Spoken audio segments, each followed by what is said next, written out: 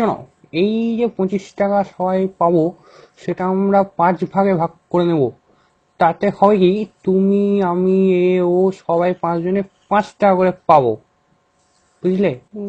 না না, তুমি নিজেকেই ঠকাচ্ছ। যদি 25 টাকাকে আমরা 5 ভাগে ভাগ করি, তাহলে আমি ও সবাই 14 টাকা করে পাবো। তুমি তো একদম গর্ধব দেখছি। আসো, এইখানে আসো, তোমাকে বোর্ডে কষে দেখাচ্ছি। দেখো, এই হলো 25, 25কে ভাগ করলাম 5 দিয়ে, হলো 5। 5 2 যায় না, তাহলে 5 যাবে 25-এ।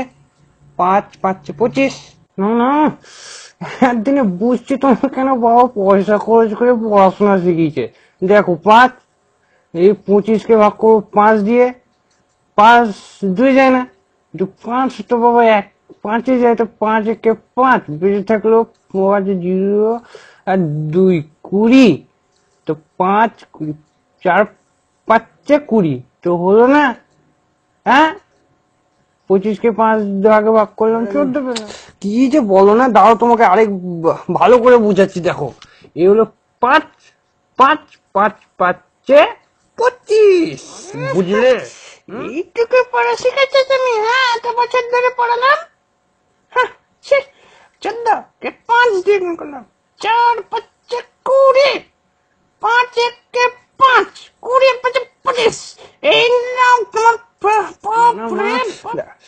দেখো, আমি তোমাদের দেখিয়ে দিচ্ছি। দেখো, এইবার দেখো, 5টা 14 যোগ করে আমি দেখিয়ে দিচ্ছি তোমাদের কিভাবে 25 হচ্ছে না। দেখো, ভালো করে দেখবা কিন্তু। 5টা 14 আমি যোগ করবো আর 25 হবে না। দেখো, 4 8 12 16 20, 21 22 23 24 25 25। বুঝলে, বেশি পড়াশোনা করতে হয় না কেন? হ্যাঁ,